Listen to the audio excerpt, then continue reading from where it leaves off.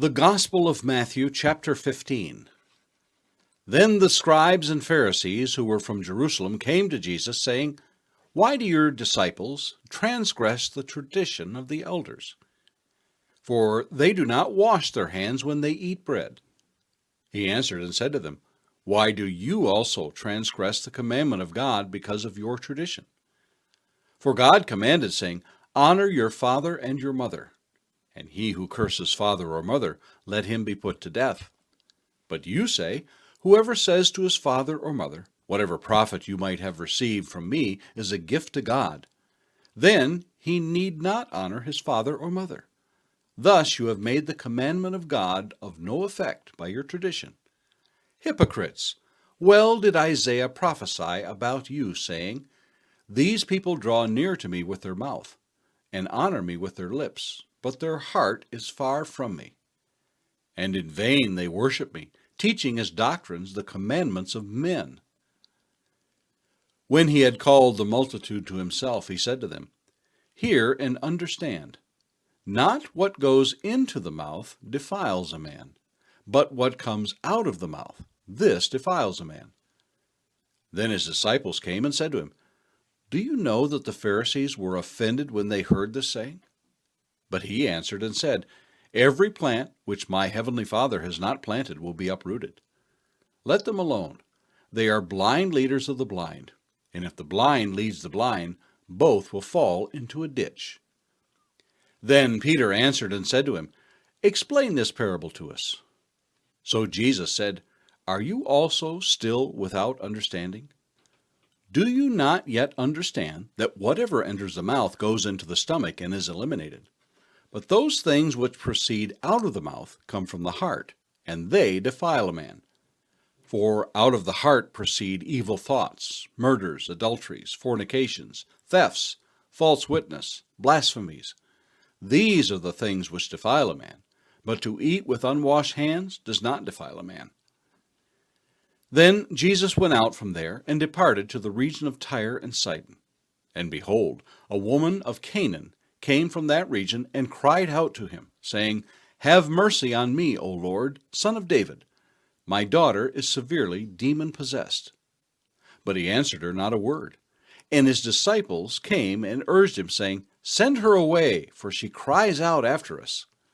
But he answered and said, "I was not sent except to the lost sheep of the house of Israel." Then she came and worshipped him, saying, "Lord, help me." But he answered and said, "It is not good to take the children's bread and throw it to the little dogs."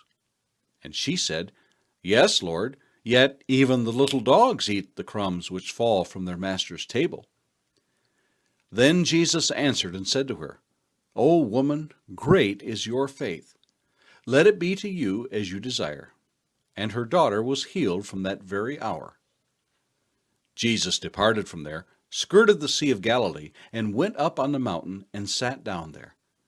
Then great multitudes came to him, having with them the lame, blind, mute, maimed, and many others, and they laid them down at Jesus' feet, and he healed them. So the multitude marveled when they saw the mute speaking, the maimed made whole, the lame walking, and the blind seeing, and they glorified the God of Israel. Now Jesus called his disciples to himself and said, "I have compassion on the multitude, because they have now continued with me 3 days, and have nothing to eat.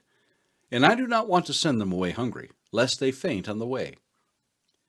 Then his disciples said to him, "Where could we get enough bread in the wilderness to fill such a great multitude?" Jesus said to them, "How many loaves do you have?" And they said, 7, and a few little fish. So he commanded the multitude to sit down on the ground. And he took the 7 loaves and the fish, and gave thanks, broke them, and gave them to his disciples, and the disciples gave to the multitude. So they all ate and were filled, and they took up 7 large baskets full of the fragments that were left. Now those who ate were 4,000 men, besides women and children. And he sent away the multitude, got into the boat, and came to the region of Magdala. Psalm 15, a psalm of David. Lord, who may abide in your tabernacle? Who may dwell in your holy hill? He who walks uprightly and works righteousness and speaks the truth in his heart. He who does not backbite with his tongue, nor does evil to his neighbor, nor does he take up a reproach against his friend, in whose eyes a vile person is despised, but he honors those who fear the Lord. He who swears to his own hurt and does not change. He who does not put out his money at usury, nor does he take a bribe against the innocent. He who does these things shall never be moved.